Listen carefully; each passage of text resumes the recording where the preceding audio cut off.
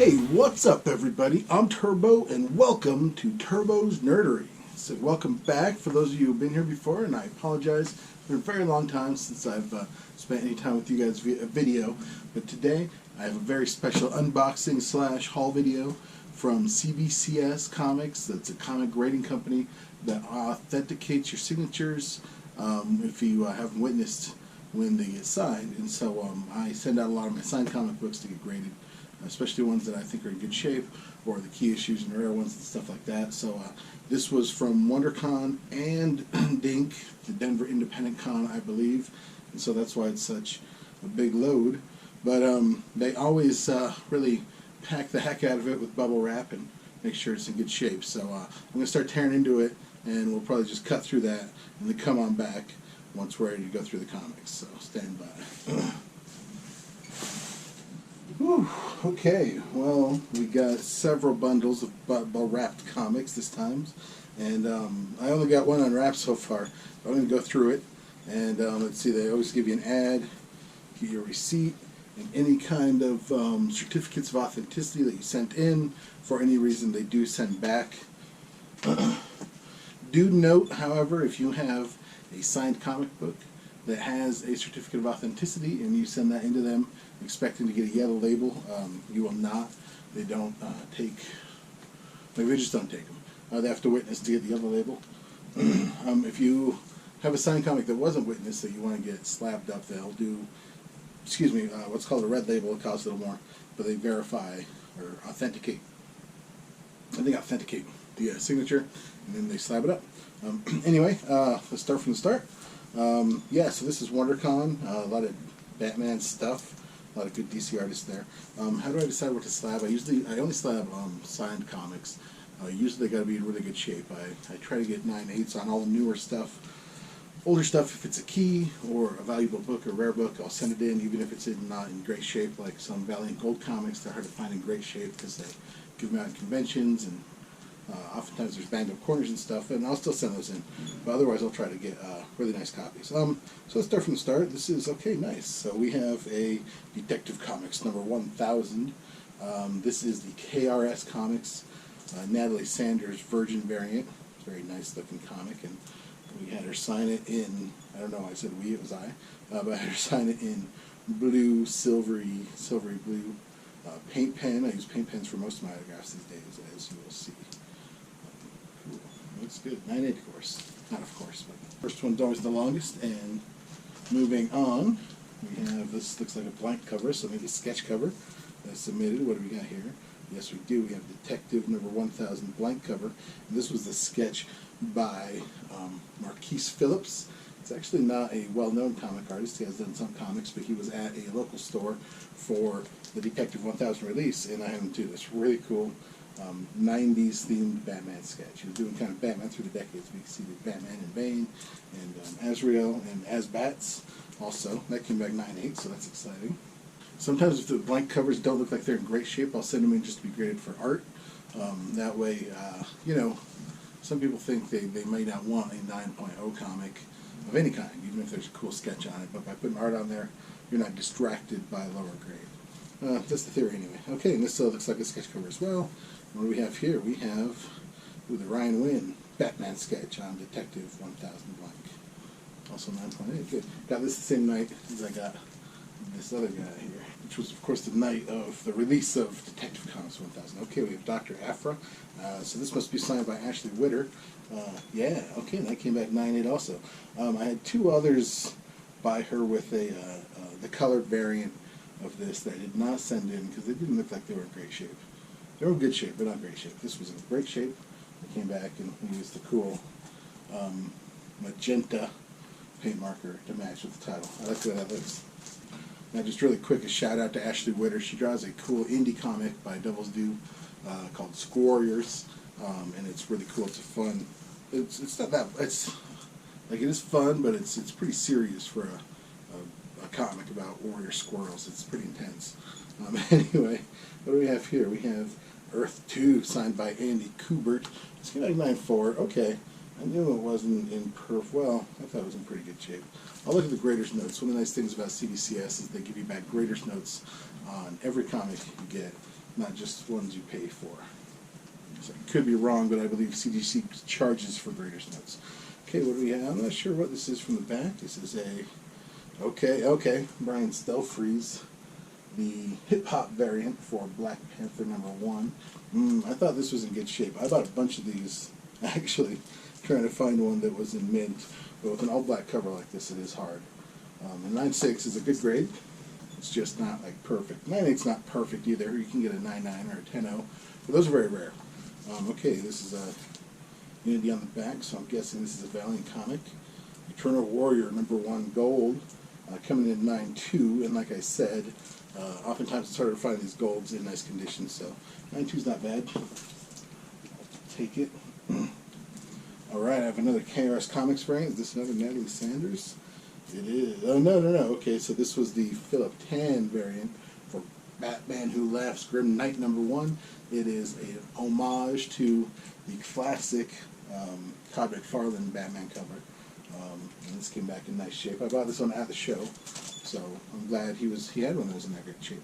Sometimes when you buy them from the artist, they've been hauling them all around the country and they're banged up, but not always. Okay, and what is this? On the back we have a DC ads. This must be DC comic. This, oh yeah. Okay. Yeah, okay. I'm glad this one came back high grade. This is Batman Who Laughs #1, and it has this remark on it by Natalie Sanders, who did the cover for this one. Yeah, okay. I'm glad, yeah, I guess this is hot. Woo woo! Alright. Alright, just keep on trucking. Looks like we got another blank cover here, and this is, yeah, okay. Batman Who Laughs again, #1. This is like one of the hottest new characters right now. If you're watching my channel, I probably don't need to tell you that. But Dave Barron is the colorist on the Batman Who Laughs miniseries that's out right now, and he did this for me. I asked him for a, he told me to write down what I wanted, and I said, Batman Who Laughs, ha ha ha. And so he's like, I took you literally with the ha ha ha's. He threw a few on there. It's nice to see that come back with a high grade. And moving on, another blank. What do we got here? Oh, yeah. Okay. I got this done at DINK by Connor Herbison. Herbison, I think. Should have double checked. But he's not well known. He's been apprenticing now with Tim Howard, I think, who's done some work. He's got a cool book called The Great Beyond. No, Great Beyond. Wild Blue Yonder. Sorry, that's different. Anyway, so Connor's been working with him, but this was the second year I saw him at DINK. I thought it'd be cool to see what he could do with the Batman. He did not disappoint with this kind of cool, like scorched earth, future apocalypse version of Batman. I love the way he inks. He uses his heavy inks. Yeah, so it's always nice for it coming back 9.8. All right, and I don't think I said it, but that sketch was on a blank Batman #50 cover. And okay, what do we have here? Can't tell from the out on the back. The front is Batman. Yes, Damian, son of Batman. 9.4. I've checked the Graders Notes on this one. I thought this was better too, but see that cool Andy Kubert signature and the nice green paint pen. The green always pops. I love using the green. If it's on the title or anywhere, it gets in there. 2 disappointing grades on my Andy Kubert books. Oh well, that happens. Let's see, what do we got? Another blank here. Okay. Oh, nice. Glad this came back 9.8 too. But this is Mikael Yanin. I believe it's pronounced Yanin. He's Spanish. It's spelled with a J. Batman sketch. And he's been doing Batman, the interiors, a lot of the covers. He did, he's the main guy in the wedding issue and leading up to it, and even right now, he does a lot of Batman issues. They put those out every 2 weeks, I think, so they alternate artists a lot. But yeah, he's one of the main guys right now. So I was excited. It's tough sometimes to eat it. Doesn't come to the States very often, so I heard his sketch list was open. I jumped on it. I know it filled up pretty fast, so this big W. Big win. And I've seen some other sketches he did at that con online, and I don't usually brag like this, but mine is totally the best. Like, they just really look like he put a lot more work into it for some reason. I paid him the same. Anyway, moving on, got a few more here, and then we'll move on to the next bundle. And this we have, okay, this is Natalie Sanders also. Natalie Sanders Batman #50 variant, the KRS Comic Market exclusive. And I had Natalie Sanders sign it, and then also Mikael Yanin, because he did the interior. His name's on the cover. 9.6. Yeah, it's okay. Did I buy this before the con? I think I got this on eBay, so you never know what you're going to get. 9.6 that's all right. That's a good grade, you know. I'm going to talk myself into being happy with the 9.6. Okay, second to last for this bundle, we have another 9.6 is Batman number 50, the wedding issue with the standard, I guess, original regular cover by Mikhail Yanin, and then had Mr. Yanin signing this cool kind of aqua green metallic paint pen. Yeah. 9.6. Again, I thought this one was in good shape, but I mean, point two, it's easy to miss a little flaw that'll knock it down a few points. Try to take a good hard look at all my books before I send them in and really know what to expect coming back. And then finally, this was a 9.6 okay, signed by Mikhail Yanin again. And this is, would lead up to the wedding issue. I kind of planned, I also had the Joelle Jones version, and I had planned on having her sign that so I could have the set. And I didn't get around to getting her signature at this WonderCon, so that's kind of a bummer. But I did get Mikhail's. Alright, I'm going to tidy this up, bust up another bundle, we'll cut through that and be right back. Alright, and the hits just keep on coming. I have now unpackaged both of the remaining bundles of comics, and quite a few to go through still, so let's get through them. This one looks like a blank, barcode on the back. Oh yeah, so this is the Chad Hardin, Harley Quinn, and Suicide Squad April Fool's Day special, back 9.6, but very cool sketch by Mr. Chad Hardin, one of the regular artists on Harley Quinn. Alright, what else we got? This is DC. He's got Supergirl on the back, and we have Heroes in Crisis. Okay, cool. Glad that came back nice and high. 9.8 for Heroes in Crisis number 1. At WonderCon, you can put in your name for like lottery signings to be able to get some hard to get signings. Like Jim Lee usually signs, and that's like kind of the only way he signs. Tom King also did signings at the Comic Sketch Art booth, but him and Ryan Sook, Tom King and Ryan Sook, were doing a signing together, and they've been working on Heroes in Crisis. Ryan's been doing the covers, and Tom's been doing the writing. And so this sign, we'll sign number 1 in that nice red paint pen. Stands out nice and bold. And as you can see now, it's always delightful. When a comic comes back 9.8, really, when it comes to value, it's very important, the grading. But also, just knowing that you got a nice comic.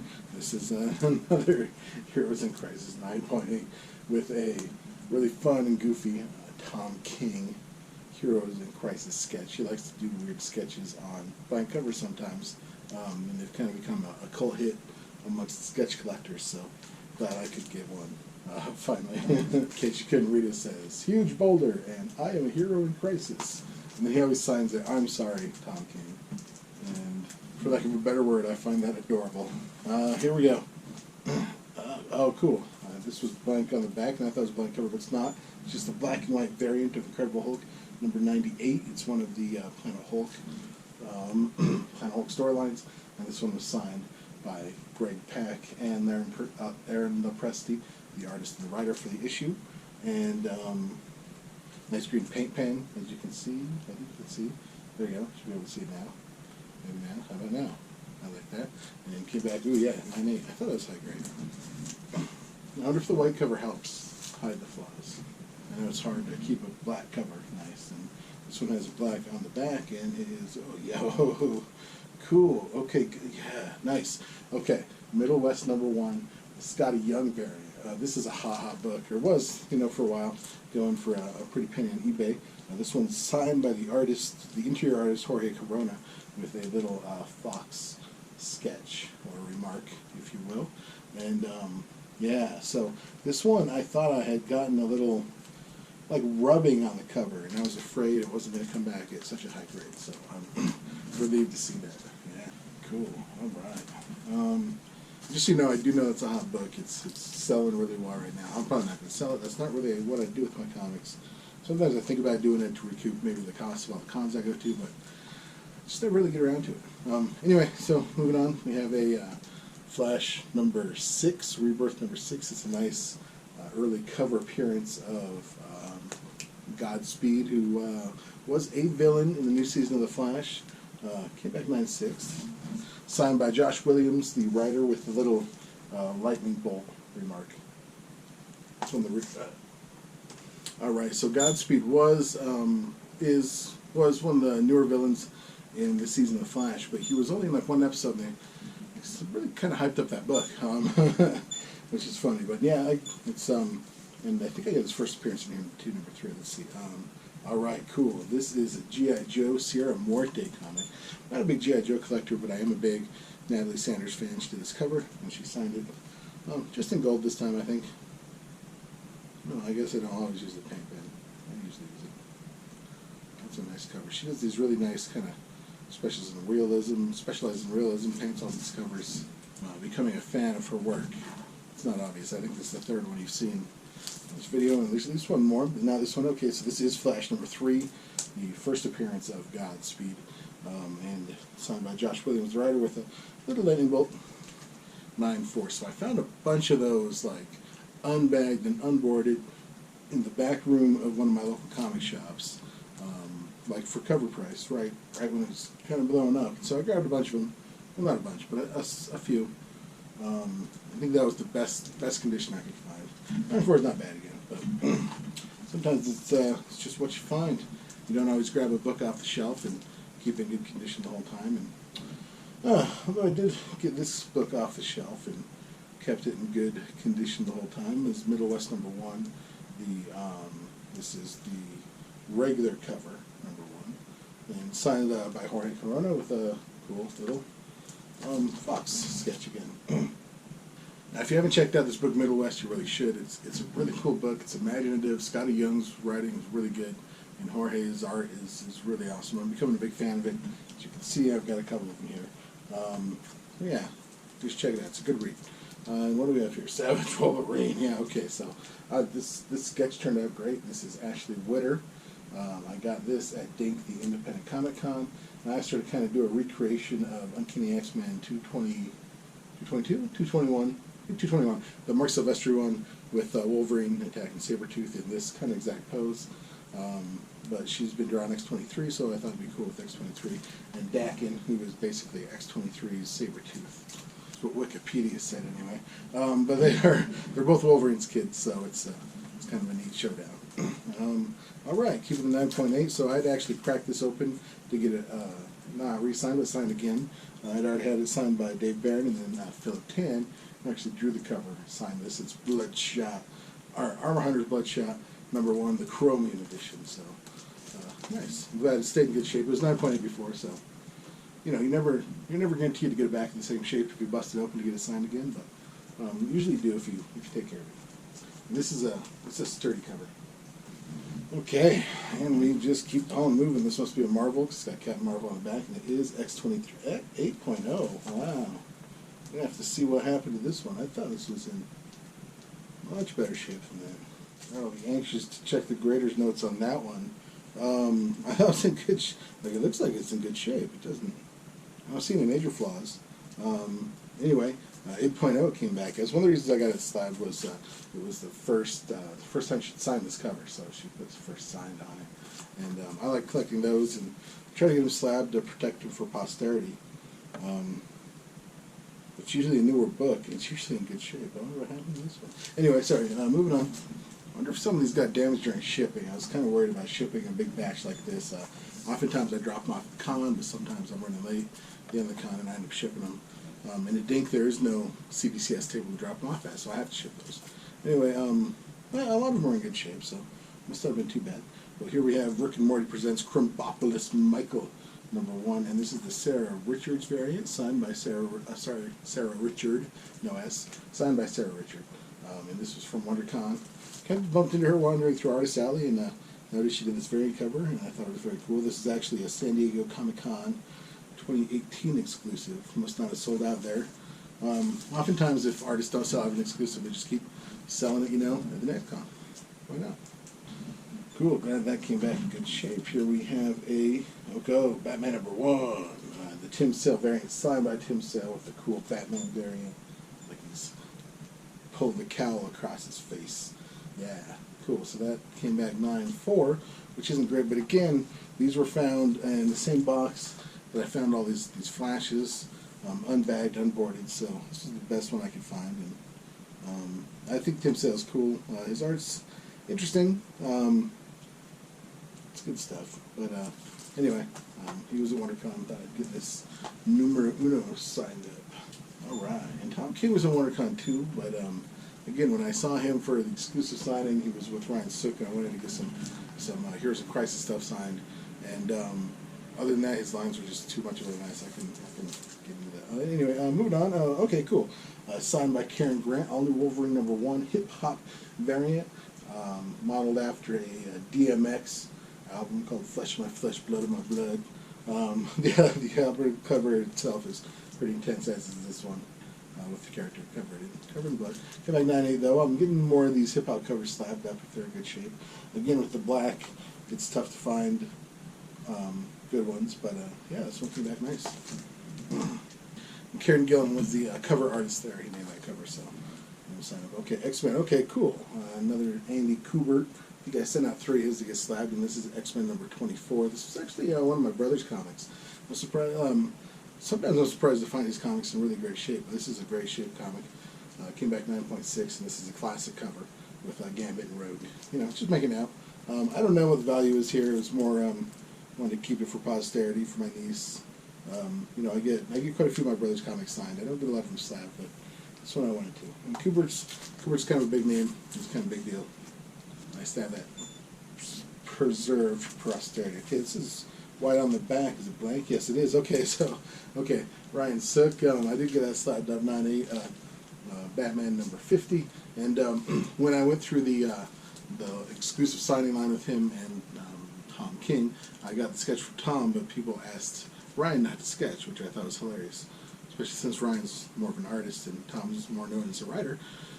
Anyway, but he tried doing really quick. It was kind of an ugly Batman. No offense to him, and he really rushed through it. And then he invited me back to his table to do a better one, and so he cranked that out for me for no charge, which is cool.